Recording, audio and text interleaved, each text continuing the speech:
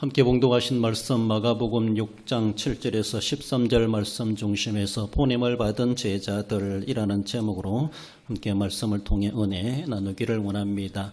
보냄을 받았다, 이 말이 사실은 사도죠. 아포스톨로스, 보냄을 받은 자, 사도라고 말할 수가 있습니다. 그래서 이제는 나중에 예수님 떠나고 나서는 제자란 말 하지 않고 사도, 그래서 사도행전 그렇게 나오는 것을 보죠.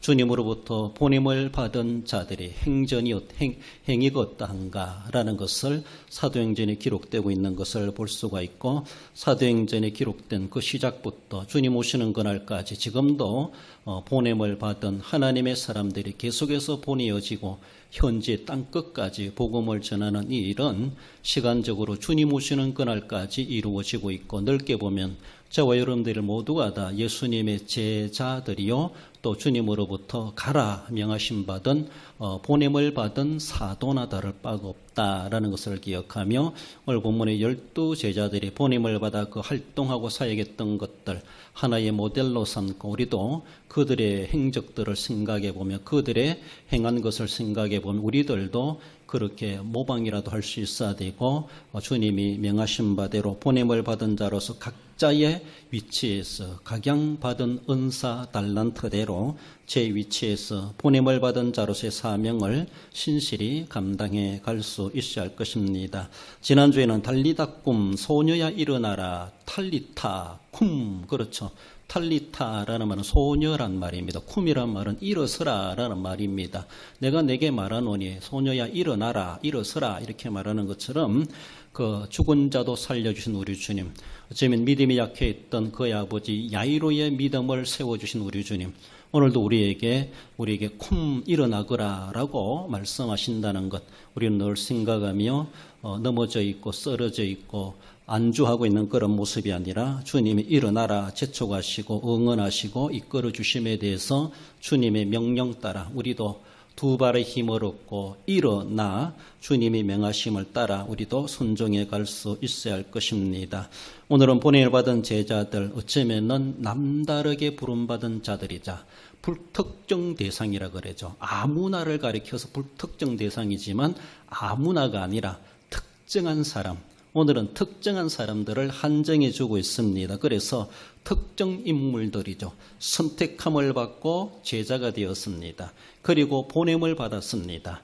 그래서 주님께서는 구원은 모든 사람들에게 열려있다고 하지만 사명은 또 사명자로 하나님이 부르신다라고 생각할 때, 물론 크고 작은 적극적이든 소극적이든 다 사명이 있지만은 주님이 내게 명하신 그 사명 의식을 가질 때, 나도 주님께 특별한 인물로 내가 선택받았구나, 각자가 그런 사명의식, 소명의식, 사명의식을 가지고 주님 앞에 그 사명을 감당해 가야 합니다. 아무나에게 맡기는 거 내게도 맡겼네, 이렇게 무과하게 여기지 마시고 남다르게 내게 주셨네, 특별한 은혜를 내게 주셨네, 나를 특정한 인물로 여겨주셨네.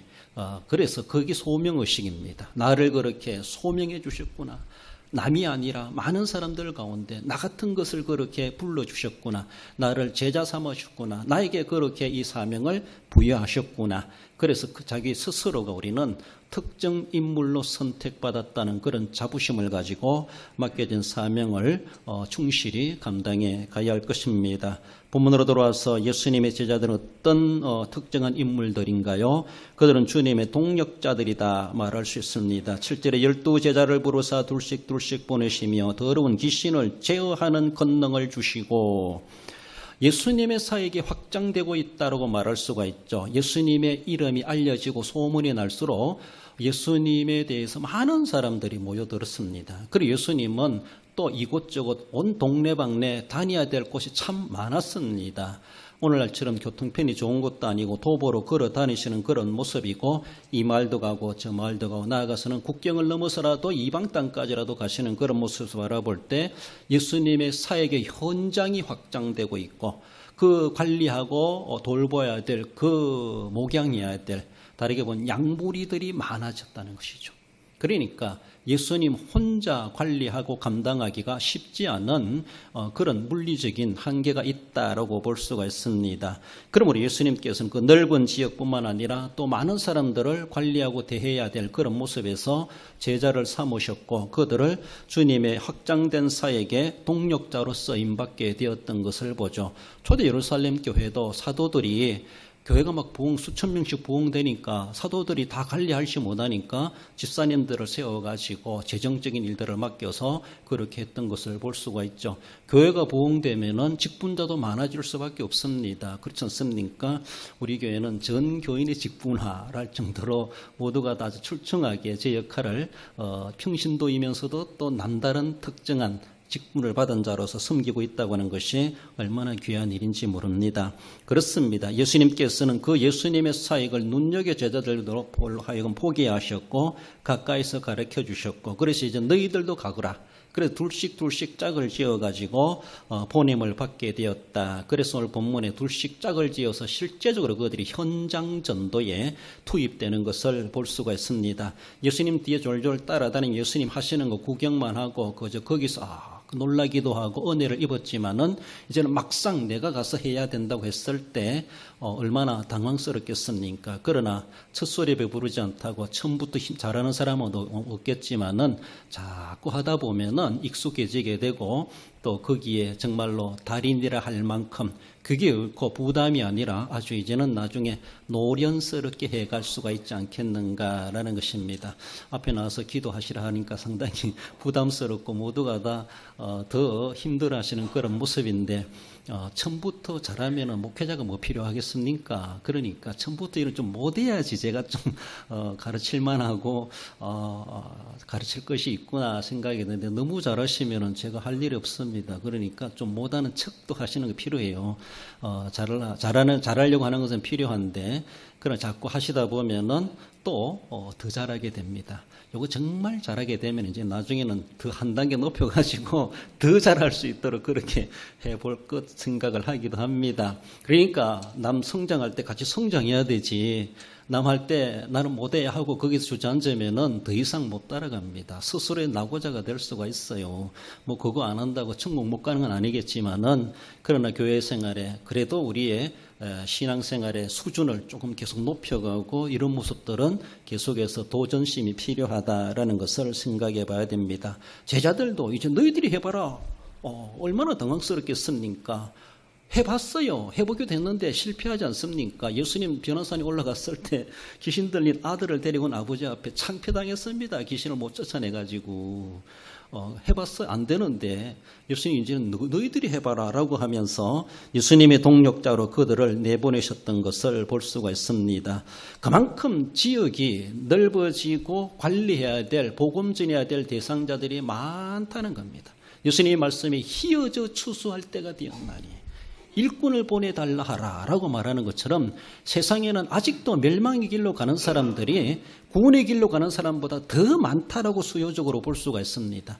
그러니까 그들을 추수하고 그들을 가는 길을 바꾸어서 천국의 길로 하나님의 나라 국간에 들어가게 하고자 하는 추수꾼들이 필요한 겁니다. 그만큼 세상은 지금 부패하고 제약에 관영하고 그것이 옳은 줄 알고 그래 살아가도 되는 줄 알고 그만큼 많은 사람들이 그것이 멸망의 길인 줄도 알지도 못하고 아무런 감각도 없이 살아가는 그런 사람들이 얼마나 많은지 우리도 그런 사람 중에 한 사람이었지만은 하나님의 은혜로 우리가 부름받고 예수님을 알고 믿어 이제 우리의 인생이 뒤바뀌지 않았습니까? 우리는 지옥 갈 인생이 아니라 천국 갈 인생으로 오늘도 살아가고 있습니다. 그런데 이것을 알지도 못하고 아직도 계속해서 지옥으로 향하여 가는 그런 사람들, 멸망의 길로 가는 사람들 그들을 보시고 주님은 제자들에게 보내시는 것이죠. 예수님 물리적인 육체의 몸을 입고 오신 예수님이 그걸 다 혼자 행하실 수가 없으셨다라고 볼 수 있고 사역이 확장되는 만큼 동력자가 필요하다라는 겁니다. 그래서 실제적으로 제자들을 훈련도 연습도 시키면서 그것이 또한 실제가 되는 것을 볼 수가 있죠. 이렇게 연습 삼아라도 현장에 둘씩 작전 내보내서 가봐서 부닥치기도 하고 창피도 당해보기도 하고 막 쫓겨나기도 하고 얼굴 펄게 가지고 돌아오기도 하고 막 이런 경험들이 나중에 예수님 떠나간 이후에 성령 충만함 받고는 그런 문제들이 해결이 되고 옛날에 그렇게 해봤던 것들이 정말 하나의 세상말로 노하우가 되지 않습니까? 그 상처가 암으로서 군살이 되고 근육이 되고 그래서 그런 것들 때문에서라도 하나의 경험이 되고 해본 사람은 나중에 성령 충만함 받고도 두렵지 않게 그렇게 사도행전의 역사를 써가는 사도들이었다라고 볼 수가 있습니다. 12절 말씀에 제자들이 나아가서 회개하라 전파하고 많은 귀신을 쫓아내며 많은 병자에게 기름을 발라 고치더라. 예수님이 이미 그들에게 이렇게 말씀을 전해라. 그리고 이런 병자들을 고치라. 이미 권세를 주셨습니다. 주심에 있어가지고 그대로 해보니까 되더라는 거예요. 그제는 못했다고 볼 수 있는데 주님의 권세의 위임을 받고 주님의 이름으로 나아가서 하니까 그래 되더라라는 것을 그들은 실제로 와서 전도 보고하는 내용에서도 볼 수가 있습니다. 주님의 사역이 확장된다고 하는 것은 필요합니다. 지금도 하나님의 나라는 확장되고 있어요. 확장되는가 안 되는가 전혀 감각도 없이 우리는 살아갈 수가 있고 그런데 하나님의 나라는 지금도 점진성을 가지고 확장되고 있다. 결국은 하나님의 나라가 완성되는 그날에 세상 종말과 주님의 재림은 단행되고야 말 것이다. 이렇게 보고 있습니다. 그 확장되는 가운데 나는 뭐 했는가? 우리는 생각해 볼 때 우리는 멀리 못 간다 할지라도 우리가 살고 있는 이 지역에 복음의 영역을 넓혀가고 아직도 구원의 길에 들어서지 못하는 이혼 영혼들을 구원하고자 하는 그 자체가 오늘도 우리도 오늘 이 성촌으로 돌무리로 엄달마로 보냄을 받은 사도나 다를 바가 없다라는 것을 생각하며 그 사명을 남다르게 남이 아닌 특정하게 우리를 나를 그렇게 세우셔서 보내셨다. 이런 자부심을 가지고 긍지심을 가지고 내가 안전하면 안 된다. 이 지역은 내가 맡은 구역이다 라고 생각하며 복음을 전하는 것, 주님을 대리하는 자로서 감당해 가야 됩니다. 하나님 예수님의 사역을 더 나가서 그들은 계성자들이죠. 그저 한번 임시적으로 해봤다가 끝나는 것이 결코 아니라는 것이죠. 그저 한번 훈련받고 끝나는 것이 결코 아니라는 것입니다. 그렇잖아요. 우리나라는 모든 남자는 의무적으로 국방 의무를 감당하게 되는데 왜 그렇습니까? 전쟁을 대비하는 거예요. 그래서 언제까지는 예비군도 해야 되고 일반 예비군 해야 되고 민방위도 해야 되고 그래서 나이 들기까지 계속해서 나라가 써먹으려고 한번 훈련받게 해놓고 그것을 계속해서 국가 위기 때 쓰임받는 자들로 동원될 수가 있다라고 볼 수가 있습니다. 예수님은 떠나가실 분입니다. 계속 그들과 같이 계실 분이 아닙니다. 그래서 이들 하면 단순히 훈련 한번 끝나고 끝난 것으로 끝난 것이 아니라는 것이죠. 그 훈련은 계속되어져야 되고 그들은 개성돼야 되죠. 만세와 만대로부터 주를 주셨던 말씀처럼 만세와 만대까지 계속해서 자자손손에게 이어지고 유산으로 남겨지고 대가 이어져 가야 되고 그 사명을 주님 오시는 그날까지 우리는 감당해내야 되죠. 그 출발점에 12사도가 서 있다라고 볼 수가 있습니다. 그들의 기초 위에 이제 우리도 사도들처럼 그 역할들을 이 시대에 그 사명을 신실하게 계승자로 감당해 가야 됩니다. 여러분들 한번 훈련 받고 나서 거기서 끝내지 마세요. 뭔가 내가 자격증을 취득했다, 면허가 있다. 그거 따가지고 족보에 기록하기 위해서 그렇게 했습니까? 옆에 있는 우리 목사님, 어떤 목사님은 자기 집안의 족보에 누구누구 목사란 이름이 족보에 올랐대요. 목사란 말도 사회적으로 보면 벼슬인가 봐요. 그래서 우리 평택임 씨는 그런 게 없는 것 같은데 그 집안에는 목사 이름 써준다 하더라고요. 누구 목사 하면서. 그래서 자기 그 가문에 대해서 하나의 그들이 인정해주고 가치관을 가질 때 종교적인 모습에서도 그러면 이제 기독교 계통에서는 목사 정도, 목사까지 전도사, 강도사 이건 아니고 목사 되면은 목사로 올려준다 그렇게 말을 하기도 합니다. 그러니까 그저 그 목사 딱지 따기 위해서 내가 한번 땄다 그거 아니죠. 내가 면허 땄고 뭔가 자격이 있으면 그거 계속해서 활용할 수 있어야 돼요. 그 기술을 내가 전수받았으면은 계속해서 발전시켜가고 또 다른 사람들에게 전수해 줄 수 있어야 됩니다. 하나의 계성자입니다. 계성자. 내일부터 수련회도 있습니다. 수련회 그저 연중 행사가 아닙니다. 그것을 통해서 하나님 나에게 뭔가 개성하게 하시는데 큰 유익이 있게 하고 보탬이 있게 하시고자 우리에게 플러스 알파로 주신다라고 생각하셔야 돼요. 그거 안 해도 예수 믿고 천국 가는데 아무 이상 없습니다. 그러나 그런 것까지 훈련, 수련해 하면서까지 왜 주님께서 우리로 하여금 수련하게 하시는가? 한번 반짝이는 그런 행사로 끝나라고 하는 것이 아니라 예수님은 이 제자들을 세우셔서 동력자로 삼으신 것은 내 있을 때만 같이 하고 나 없어지면 이 단체는 해산이다. 이런 것이 아니라는 것이죠. 예수님이 떠나가신 이후를 생각해서 그들을 세워놓으셨습니다. 그러니까 이제는 나중에는 자발적으로도 그거를 감당해 갈 수 있는 자들, 주님의 사역은 계속 확장되고 있는데 제자들이 제대로 그 사역을 감당하지 못하면은 그들의 시대에 그 기독교는 문 닫을 수밖에 없죠. 그러니까 우리도 마찬가지예요. 계속해서 우리는 사역의 개성자가 되어야 되고 한 번 알고 믿은 것으로 내가 구원받아 내가 죽으면 끝나는 것이 아니라 나 죽어도 우리 아들, 손자, 정손자, 고손자가 이 믿음의 개성자가 되어 대를 이어갈 것이다. 그렇게 훈련시켜 가야 되고 가르쳐야 되고 해야 된다는 것이죠. 여러분들 예수님이 수많은 사람들을 군중들을 만나지만은 제자들에게만 남다르게 특별 교육한 그런 사건들이 내용들이 있어요. 기억나는 거 뭐 있어요? 제자들에게만 알려준 것. 어떤 것들이 있을까요? 복음서 쭉 읽다 보면은 그렇죠. 여러 가지 있죠. 예를 든다면요, 예수님이 씨 뿌리는 비유를 하시면서도 제자들에게는 거기에 대한 내용 해석까지 해주셨어요. 다 돌아간 이후에 제자들도 물었어요. 그것이 무슨 말씀이었어요? 단순한 농사짓는 이야기 하신가요? 그게 아니라는 것이죠. 그러면서 더불어 덧붙여서 제자들에게만 설명해 주시는 그런 사건. 예수님이 무리로 걸어가시면서 예수님 무리로 걸은 것은 제자들밖에 몰라요. 제자들만 경험했어요. 제자들에게 그것을 주님은 보여주셨고 경험하게 하셨어요. 그렇습니다. 예수님이 내가 누구다라는 것에 대해서 온 세상 사람들이 알려지기 전에 예수님 먼저 제자들에게 먼저 이야기합니다. 내가 십자가 지로 간다. 내가 잡혀 죽을 것이다. 3일 만에 부활할 것이다. 제자들에게 먼저 알려주시고 제자들 하여금 그것을 준비하게 하죠. 예수님이 변화산에 올라갔을 때도 그 12명 제자 중에서도 3명의 제자만 현장까지 데려갔어요. 9명의 제자는 사날에 있었다 그러잖아요. 그만큼 그 중에서도 임원들, 베드로, 야고보, 요한 이런 모습이라 볼 수 있고, 그렇죠. 지난주에 보았던 소녀야 일어나라 할 때도 3명의 제자만 방에까지 데리고 갑니다. 일반 무리들은 그 방에 무슨 일이 일어나는지 몰라. 현장에서 직접 경험하는 제자들이 있기도 했습니다. 성만찬 12제자만 데리고 했습니다. 12제자만 데리고.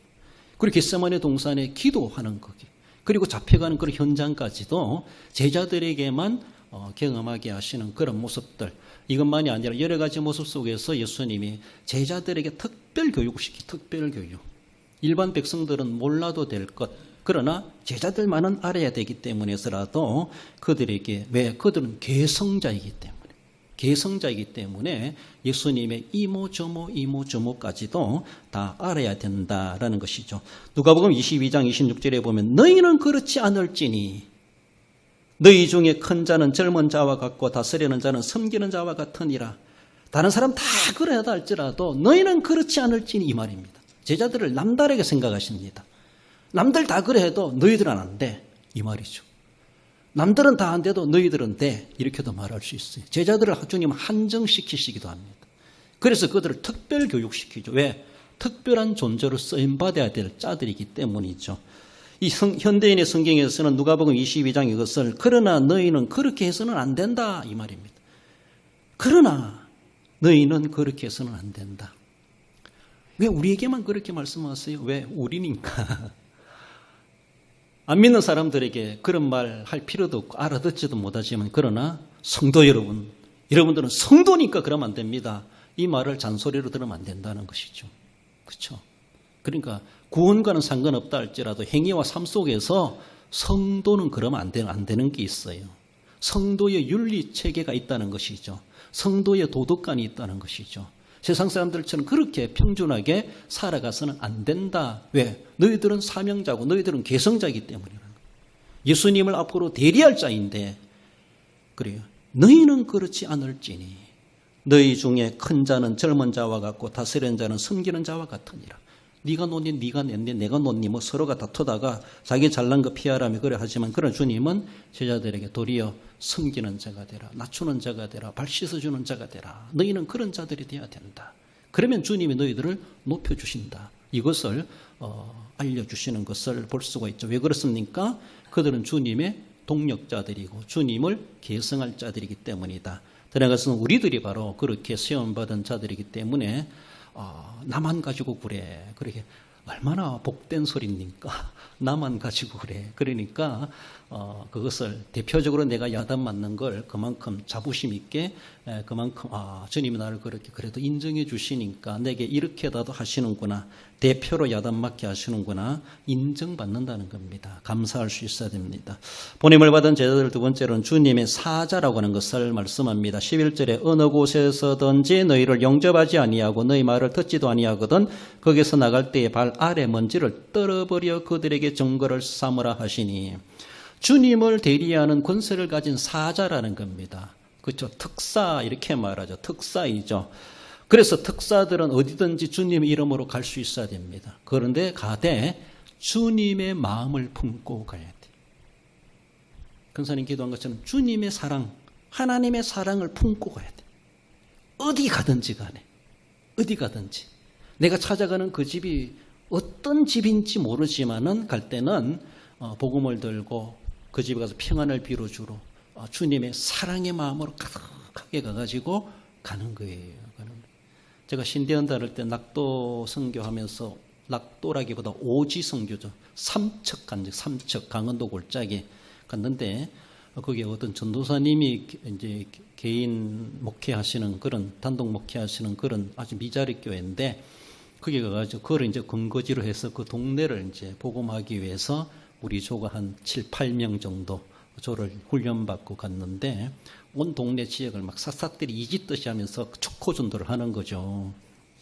갔다 와가지고 이제 전도사님하고 같이 이제 갔다 온 각자가 보고를 하는데 전도사님이 깜짝 놀래요.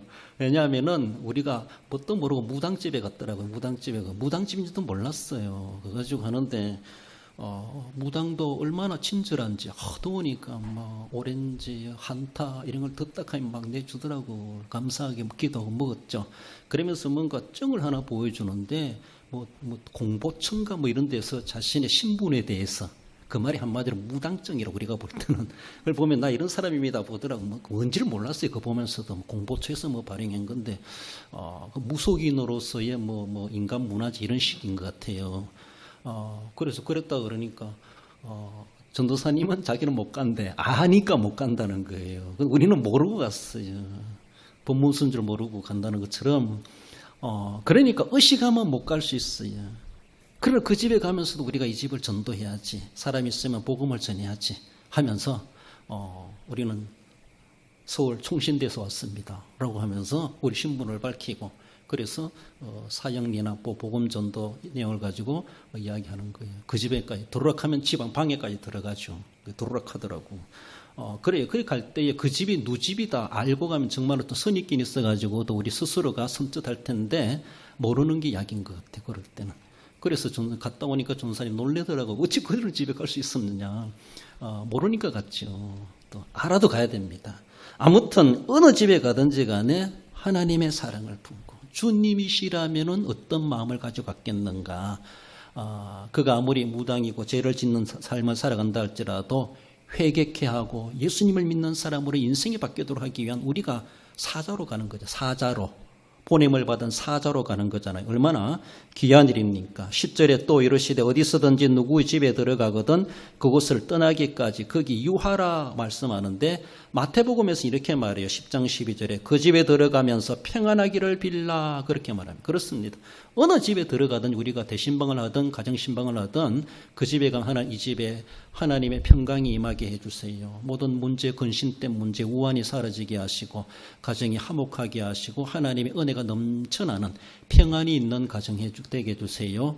문제 있다 없다 그 문제가 아니라 일단은 우리 방문하는 사람은 방문자의 기도가 아주 기본적으로 이 내용들이 있어야 된다라는 것을 말씀해 줍니다. 고린도전서 1장 3절에서는 하나님 우리 아버지와 주 예수 그리스도로부터 은혜와 평강이 있기를 원하노라. 사도들, 본문에 사도 바울을 예를 들지만 그러나 다른 사도도 베드로 사도도 마찬가지입니다. 그들의 편지글에 보면요, 꼭 이런 인사들이 있어요. 은혜와 평강이 있기를 원하노라. 항상 편지를 시작하면서 그들에게 이런 평강을 축복해 줍니다. 노크를 하면서 문을 두드리면서 그 집에 평안하기를 빌라라고 말하는 것처럼 누구를 대하든지 그 사람이 어떤 사람이다 알아보기도 전에 먼저 예수 그리스도로부터 은혜와 평강이 있기를 원하노라. 어떤 사람은 그래요. 은혜란 말은 이방인들이 좋아하고 평강이란 말은 샬롬이잖아요. 유대인들이 좋아한다. 그래서 사도들이 은혜와 평강을 이방인들, 유대인들 다 좋게 알아듣도록 이 단어를 사용했다. 이렇게 말하기도 하는데 아무튼 뭐 누가 좋으니까 그 말 쓰는 게 아니라 좋은 말이잖아요. 그렇잖아요. 그리스도의 은혜와 그리스도의 평강이 있기를 원하노라. 그래서 우리는 어딜 가든지 축복해주는, 복을 빌어주는 그런 우리의 삶이 돼야 되는데 주님의 사자로 그들은 부름받습니다. 보냄을 받습니다. 그래서 주님의 사자를 영접하는 사람은요, 예수님을 영접하는 거예요. 그런 또한 예수님을 보내신 자를 영접하는 것이다. 그렇게 말하지 않습니까? 11절에 어느 곳에서든지 너희를 영접하지 아니하고, 영접해야 되는데 영접하지 않은 사람도 있겠지만은 마태복음 10장 40절에서는 이 말씀을 그렇게 말합니다. 너희를 영접하는 자는 나를 영접하는 것이요 나를 영접하는 자는 나 보내신 이를 영접하는 것이니라. 이렇게 말씀하십니다. 사자의 특권이 얼마나 큰가. 성부 아버지까지 올라갑니다. 성부 아버지까지 내가 특사라는 것을 보고가 되고 있다 볼 수 있어요. 그러니까 우리는 우리 배후에 예수 그리스도 성부 하나님의 배후를 가지고 가는 거예요. 그 하나님의 권세를 가지고 그 이름을 가지고 특사로 가는 거예요. 대리자로 가는 거예요. 그러니까 우리도 그래도 품위 있게 가야 되고 권세 있게 가야 되고 가서 그 사명, 예수님의 심정을 가지고 우리도 그 사명을 현장에 가서 감당해야 되지. 자기 기분 따라, 감정 따라, 형편 따라 핑계 대가지고 예수님도 그러셨겠는가라고 생각하면은 예수님은 안 그랬을 것이다 라고 생각이 들 때가 얼마나 많습니까? 나아가서는 사자를 거부하면 주님을 거부하는 것이고 예수님을 보내신 아버지 하나님을 거부하는 거예요. 거부하는 그 자체가 믿음의 배반자죠. 11절에 너희 말을 듣지도 아니하거든 거기서 나갈 때에 발 아래 먼지를 떨어버려 그들에게 증거를 삼으라 하시니 누가복음 10장 12절에 이런 말씀이 있어요. 내가 너에게 말하노니 그날의 소돔이 그 동네보다 견디기 쉬우리라. 왜 그렇습니까? 그렇게 복음을 전하고 전도자들을 보내고 예수님에 대해서 구원에 대해서 천국에 대해서 그렇게 말씀을 전했는데 거부하는 그 도성의 사람들이 그 지역의 사람들이 거부하면은 그날에 주님의 심판이 임할 때 소돔이 그 동네보다 견디기 쉬우리라. 소돔 고모라보다 더 하나님은 철저하게 심판하실 수 있다는 거예요. 하나님의 심판, 사자들을 거부하는 자에 대해서는 주님의 사자의 말을 거부하는 사람들은 결국은 사자를 거부하는 것이 아니라 보내신 예수님을 거부하는 것이고 예수님을 보내신 아버지 하나님을 거부하는 거예요. 아버지 하나님의 구원 계획을 무시하는 거예요. 그게 반역을 일으키는 겁니다. 그러니까 주님이 우리 하나님 얼마나 화나시겠습니까? 그렇지 않습니까? 포도 농부들에게 종을 보내가지고 싹을 받아오느라 종들을 죽이고 아들까지 죽이고 주인이 노발대발 어떻게 하겠느냐. 가서 섬멸시키려고만 농부들을. 그렇게 주님이 비유 말씀해 주시는 것처럼 주님의 심판은 분명히 존재한다고 하는 것을 말씀합니다. 누가복음 10장 13절에서도 화이설진저 고라시나 화이설진저 벳세다야. 이 고라시나 벳세다 이 지역은 예수님의 발자국이 많이 남은 곳들이 예수님이 수없이 다닌 곳이라고 볼 수 있습니다. 주님의 기적을 많이 맛본 다른 지역에 비하여서 더 혜택이 많았던 영적인 혜택이 많았던 그런 지역이다라고 말할 수 있습니다. 너희에게 행한 모든 권능을 두로와 시돈에 행하였더라면 그들은 이미 벌써 베옷을 입고 제에 앉아 회개하였을 것이다. 너희들도 어지간하다. 그 정도 됐으면은 베옷을 입고 제에 앉아 회개할 정도 되는데 니누의 성맛도 못한 벳세다야 고라시나 이렇게 말할 수 있고 그렇죠? 누가복음 10장 15절에 가브나움은 예수님의 고향과도 같은 곳입니다. 가브나움아 내가 하늘에까지 높아지겠느냐? 음부에까지 낮아지리라. 이런 말씀이 있어. 가버나움아. 예수님의 발자취가 그렇게 많은 지역임에도 불구하고 어쩌면은 비교적으로 복음을 거부하지 않았나. 이런 모습 속에서 주님이 탄식하는 그런 내용이 그렇게 나오는 것을 볼 수가 있습니다. 그러니까 나도 저 사람만큼 하면 되지 큰일 날 수 있어요. 하나님 내게 주신 은혜와 은사가 남다를 수 있는데 그럼 남다르게 섬겨야 되죠. 5달란트 받은 사람이 1달란트, 2달란트 받은 사람처럼만 하면 안 되는 것이죠. 그러니까 하나님이 내게 감동 주시는 대로 소멸하지 말고 거부하지 말고 우리 주님께서 내게 역사하시는 그대로 하나님 내가 한다고 하지만 다 못했습니다. 다 못한 것도 회개할 수 있어야 돼. 그렇습니다. 그러니까 주님 앞에 늘 몸부림치고 애써가고 나는 주님의 사자인데 주님께 보냄을 받은 자인데 주님이시라면 이 일을 이렇게 해냈겠나라고 생각해 보며 아무리 다 해도 부족할 수밖에 없다라고 생각하며 받은 만큼 주님이 요구하신다는 걸 생각해 볼 때 하나님이 내게 주신 그 크신 은혜 내가 정말로 주님 앞에 최선을 다하리다 라고 생각하며 큰 은혜를 사모할 뿐만 아니라 큰 은혜 주신 바대로 자기의 명예만을 위해 살아갈 것이 아니라 주님 앞에 정말로 복 있는 자여 화 있을진저가 아니라 참 복되도다. 착하고 충성된 종이로다. 주님 앞에 진짜 위로와 칭찬밖에 없당한 주님의 사자로서의 사명을 감당해 갈 수 있어야 할 것입니다. 이를 위해서 우리도 보냄을 받았다라는 것을 기억하십시다. 결론적으로 읽어봅시다. 하나님의 특별한 은총으로 시험받고 보냄받은 주님의 제자요 동력자요 사자임을 알고 주님의 심정으로 하나님의 나라를 위하는데 자발적이고 권세 있게 충성하는 성도가 됩니다. 그렇습니다. 하나님의 예수 그리스도의 은혜와 평강이 넘치도록 우리에게도 축복해 주시는 것처럼 날마다 구속하심의 은혜에 감격을 가지고 주님 날 위하여 이렇게 고난당하셨는데 내가 지금 무엇하고 있는가? 남들처럼 한다 생각하지 마시고 내게 주신 은사대로 내게 주신 달란트대로 주님이 내게 주신 그대로 요구하시는 것처럼 주님 앞에 기꺼이 내가 힘을 다하여 충실하고 충성하고 충성된 종으로 주님 앞에 자발적으로 섬겨가심으로 주님 앞에 동력자로서 계승자로서 인정받으시고 하늘의 상급까지 소망하기 합당한 그 은혜의 삶을 감당하며 살아가시는 우리 모든 성도 여러분들 되시기를 주님의 이름으로 축원드립니다.